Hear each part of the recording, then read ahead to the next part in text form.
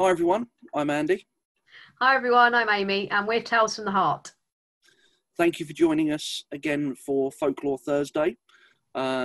This week we've decided to change things up a bit, not just talking about my lack of beard, but we're actually going to be telling a story from Italy, from an old folk tale, which used to be called The Devil and the Three Sisters, but was reworked by a man called Italo Calvino. Into a story called Silvernose. Throughout lockdown, Tales from the Heart has been supporting a charity called the Trussell Trust. There's a link somewhere above us, which will tell you a little bit more about what the sort of work they do. They've basically been helping families who are struggling to put food on the table with a little bit of extra support due to the impact of coronavirus. So we've got a link down below to their donate page, and it'd mean a lot to us if you could donate whatever you can to this really great cause, in lieu of sort of giving us a tip for the privilege of hearing a story from us. But if you're suffering hardship yourself over this period, it's okay. What we'd ask instead is that you could share this video and the link far and wide, so that it can reach more people and hopefully get a few more donations along the way. So yeah, without further ado, let's kick off with our story called Silvernose. Once in a small town in Italy, there was a widow washerwoman and her 3 daughters. Their home was small and humble, and they all worked very, very hard. But as is often the way, no matter how hard they worked, they were still poor and they were still hungry. The oldest daughter, Carlotta, was particularly stubborn and headstrong, and she was desperate to leave home, like a lot of teenagers, really. And one day she said to her mother, "I'm sick and tired of living in such a small space and always being hungry.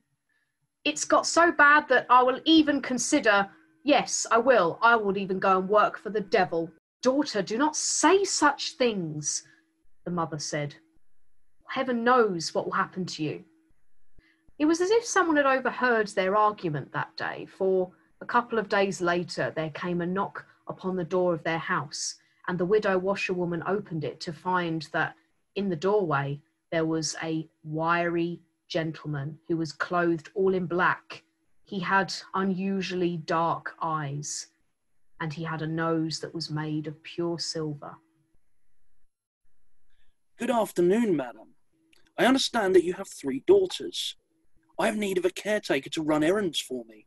Would you allow one of them to come and work for me?"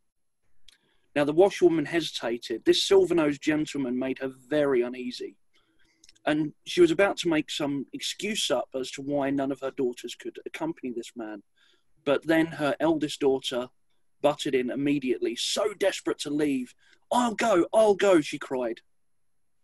"Daughter," said the mother, pulling her to one side, "no one of this earth has a nose made of silver. If you go with him, you may live to regret it." "Ha, I bet I won't," said Carlotta, rubbing her hands together, already imagining the vast riches that she could get by working for this very rich, very finely clothed man. "Don't worry, mother. I will send word to let you know how I'm doing, and I'll come and visit, I promise, and I'll even send some of my wages home to you." And so with that, Carlotta left with Silvernose, and they walked for many miles over mountains and through woods, until in the distance Carlotta spied an orange glow up ahead that sent chills and shivers up and down her spine. Is that where your house is?" Carlotta asked nervously. "Why, yes, girl, it is. We are not far now. Come along, won't you?" And the girl followed, trembling. Now, when they got closer, Carlotta could see a giant palace rising before her. And Silvernose gave her a tour of all of the vast, expansive rooms in there, each one gaudier and more fine than the last. He gave her a big set of jangling keys, a key for each door apart from one, that was made of solid oak. Now all of these rooms are yours to come and go and clean, but never, never open this one here, he said, gesturing to the door, for any reason, or you will wish you had not. I will know if you have. Do I make myself clear? Of course, sir, Carlotta said. But in her mind, she thought, I wonder what he's hiding. I'm determined to find out. While the eldest daughter was asleep that night, Silvernose crept into her room. Quiet as a mouse, he crept up and hid in her hair the tiny little head of a rose, and then he crept out once more. The next morning, Silvernose was about town on business. Finding herself alone in the house and entrusted with this big jangling bunch of keys, the temptation was too much, and Carlotta ran straight to the forbidden door, unlocked it, and opened it wide. No sooner had she done so, that smoke and flames billowed out, shooting towards her, as if she had opened up a white-hot oven. Before her eyes in this room was a terrible sight, damned souls screaming and crying out for mercy. She soon realised that this was a doorway to hell itself, and Silvernose was in fact the devil. She screamed and shut the door at once, and then began busying herself with dusting and tidying and anything she could do to take her mind off of this. But sadly, she had not noticed the flower in her hair, for a flame from hell itself had licked and wilted one of the petals. When Silvernose came home, he noticed it straight away. "So this is how you obey me?" he roared, dragging her by the arm back to the forbidden door, opening it wide and throwing her into the flames. The next day, Silvernose returned to the washerwoman's house. "Your daughter is getting on very well in my house, but I fear that some of the work is too heavy for her, and she will need assistance. May I take your second daughter back with me?" Now, the washerwoman really wasn't sure about the flashing dark eyes with malice in them that this man held, but she felt she could not refuse him. And so the second daughter, Marcella, followed Silvernose back to his palace. And as before, he gave the keys of every room to her and said, "You're in charge of all those rooms, except for that one there at the end behind the great oak heavy door. I will know if you have opened the door." Why would I wish to go in there? It's none of my business, and I'm just not interested, Marcella said. That night, while Marcella was sleeping, Silvernose crept into the room, and this time he left a carnation in the girl's hair. The next day, Silvernose left home, and Marcella was left home alone, and the first thing she did as soon as she could was march straight to that forbidden door, opened the heavy oak door wide, and a wall of heat and flame hit her straight away, and there she saw for herself the damned souls, including her sister Carlotta, who cried out to her, "Sister, help me please, free me from this hell." Marcella slammed the door shut. She grew weak at the knees, and she carried on with her chores, not noticing that the withered carnation in her hair was going to give her away, for later Silvernose returned and he noticed it. And just as before, he dragged Marcella by her arms, and opening that heavy oak door wide, he threw Marcella in there, straight into hell itself. The next morning, Silvernose returned once more to the washerwoman's house and spoke to the woman. "There is just too much work that needs doing at my palace. Even with 2 servant girls, I must have a third. May I take your third back with me?" And once more, she felt she could not say no. And so, the third daughter, Lucia, followed Silvernose back to his palace. Now, Lucia may have been the youngest, but she was also the most cunning.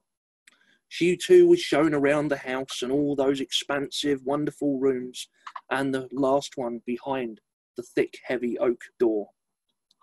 And she was entrusted with the keys, and as before, Silvernose crept into her room that night and placed another flower in the girl's hair. This time it was a jasmine blossom. When Lucia awoke the next morning, the first thing she did was to try and tame her curly, unruly hair when she noticed the jasmine blossom in there. Hello, what's that doing in there? Silvernose must have put it there. Why did he do that? In any case, I should like to keep it fresh. It's so beautiful a bloom. And so Lucia removed it and put it in a vase with some water, and she set about pinning her hair up. Now, she said, I'm going to go and investigate that forbidden room. No sooner had Lucia opened the door than the hot flames shot straight out towards her, and there she looked straight into hell, seeing those damned souls, heard their screams and their cries. Horrified, she saw her sisters Carlotta and Marcella in there, who called out to her to help, desperately to free them from this place. Slamming the door behind her, Lucia angrily began to ponder what she could do to help her sisters out of this. When Silvernose returned, Lucia put that jasmine blossom back into her hair.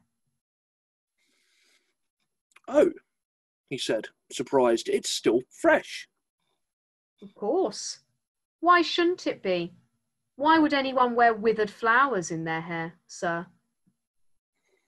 Oh, of course, never mind. I was just talking to be talking, I suppose. You seem like a clever girl. Keep that up, and you and I should never quarrel. Are you happy? Yes, but... Oh, no, it's no matter.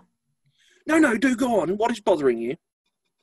Well, when I left my mother, she was feeling very unwell. And since I've been here, I've heard nothing of her, and, well, I'm so worried. Well, if that is all you're worried about, girl, then I will go and see your mother tomorrow and see how she is doing. Would you? Oh, that is so kind of you. I tell you what, I'll put together some dirty laundry that you've got lying around, and you can take that with you to my mother to wash for you. Well, if she's well enough, of course. The bag won't be too heavy for you to take, will it? Ha! There is nothing too heavy for me under this sun. Nothing that I cannot carry. When Silvernose went out again later that day, she returned to the forbidden door, pulled her older sister from it, and tied her up in a bag. Now listen well, Carlotta, you must keep still. The devil himself will take you straight back to mother if this all goes to plan.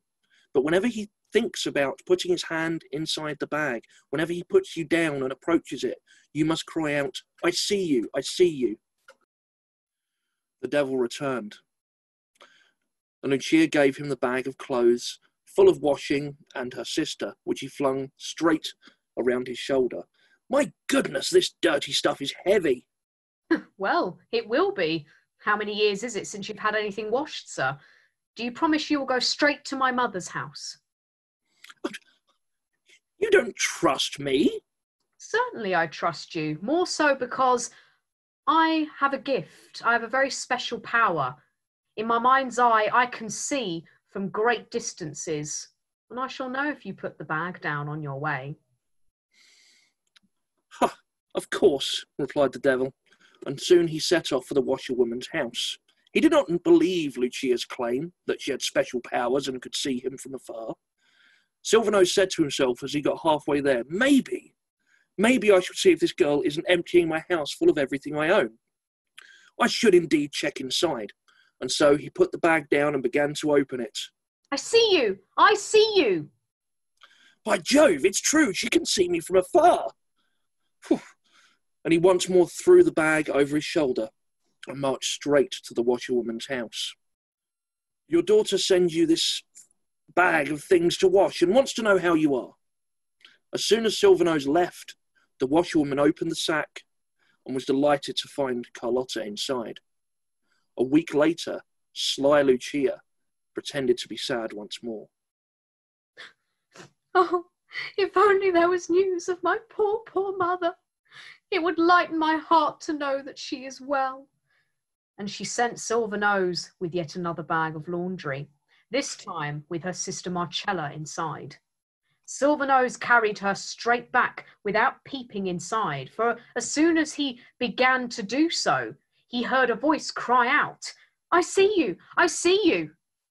When he arrived at the washerwoman's house, he slammed down the heavy bag in relief. Oh. I'll get the clean washing another time. This heavy bag has near broken my back, and I want to go home with nothing to carry. Another week later, Lucia started up again.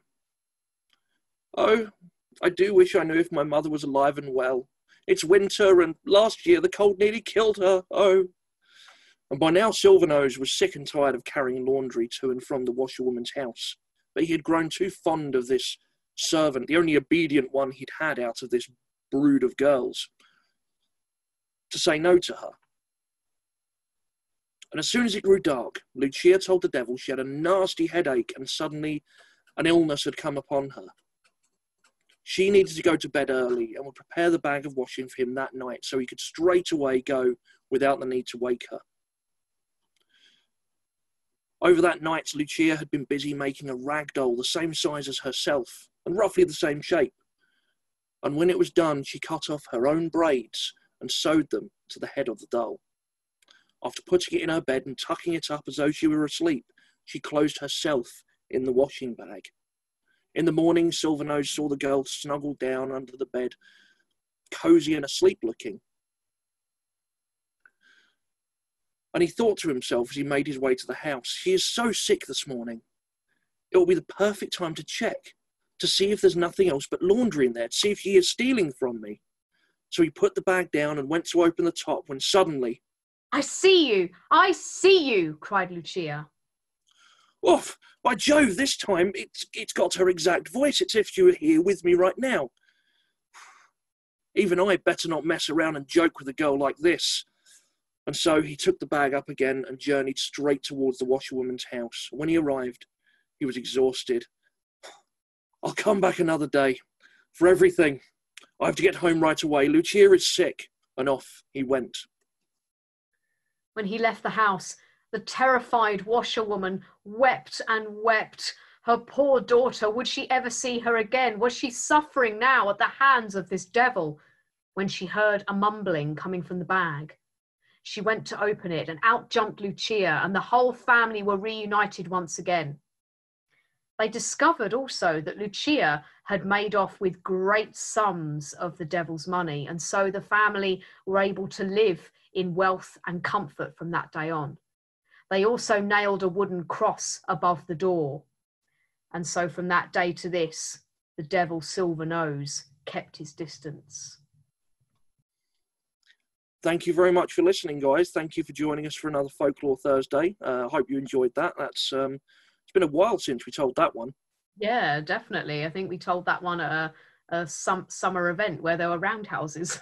Yes, indeed. Yeah, summer camp out thing. And we did fire breathing with it last time for the blast from hell, which was quite nice. It was possibly our only fire breathing story that doesn't include a dragon. Yes. So, yes, thank you again for joining us. Again, as Amy mentioned at the beginning, if you can donate anything to the Trustful Trust, please do. If not, like, share, spread the word around.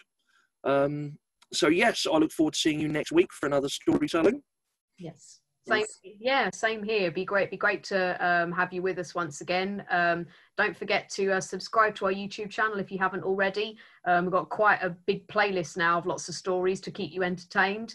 And if you click the bell icon on there, then you never will miss a new story from us, because you'll get a notification every time we release some new content. And our Facebook page, you can like that, and follow us on Twitter as well.